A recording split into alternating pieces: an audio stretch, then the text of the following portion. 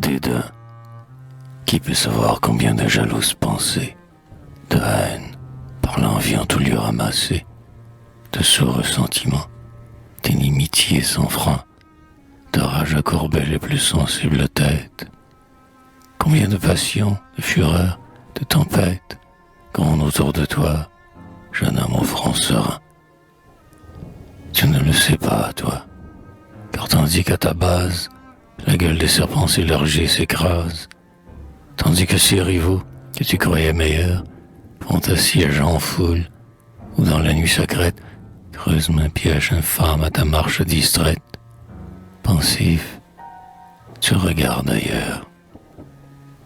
Aussi parfois leurs cris montent jusqu'à ton âme, si ta colère, ouvrant ses deux ailes de flamme, veut foudroyer leur foule acharnée à ton eau, avant que le volcan n'ait trouvé son issue, avant que tu n'aies mis la main à ta massue, tu te prends un sourire et tu dis « À quoi bon ?»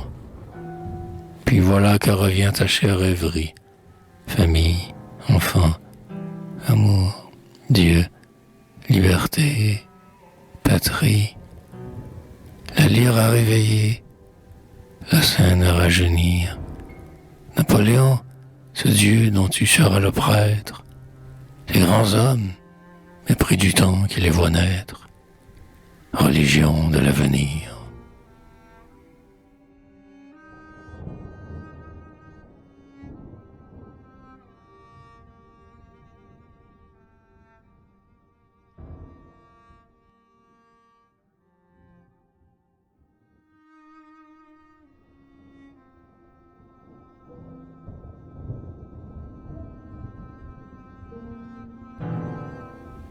Allez donc, ennemi de son nom, foule vaine, autour de son génie puisez votre haleine.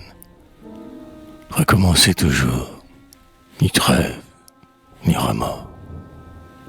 Allez, recommencez, veillez, et sans relâche, roulez votre rocher, refaites votre tâche, envieux. Lui est poète, il chante, il rêve, il dort.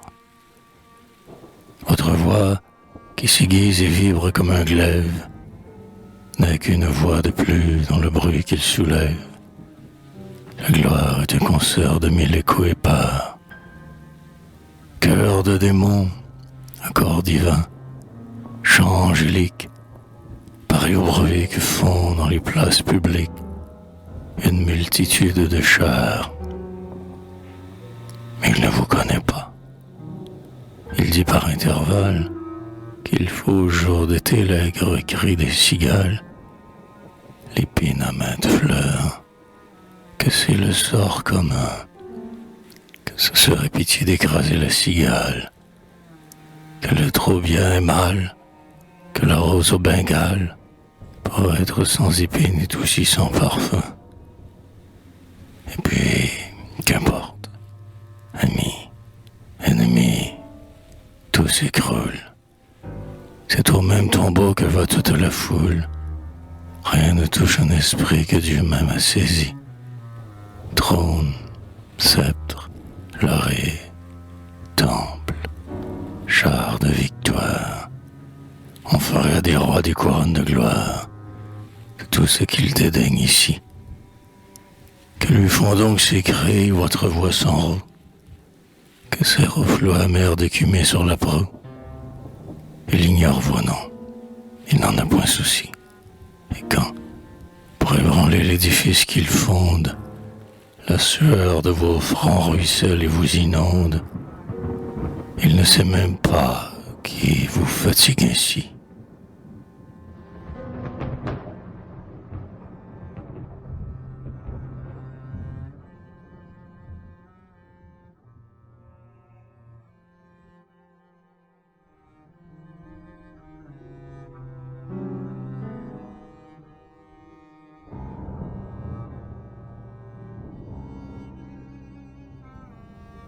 Puis, quand il le voudra, scribe, docteur, poète, il sait qu'il peut, d'un souffle, en vos bouches muettes, éteindre vos clameurs, et qu'il emportera toutes vos voix ensemble, comme le vent de mer emporte où bon lui semble, la chanson des rameurs. En vain vos légions l'environnent sans nombre, il n'a qu'à se lever pour couvrir de son ombre à la fois tous vos fronts. Il n'a qu'à dire un mot pour couvrir vos voix grêles, comme un char en passant couvre le bruit des ailes de 1000 moucherons. Quand il veut, au flambeau, sublime auréole, dont vous illuminez vos temples, vos idoles, vos dieux, votre foyer, phare éblouissant, clarté universelle, pâlisse à l'éclat des moindres étincelles du pied de son coursier.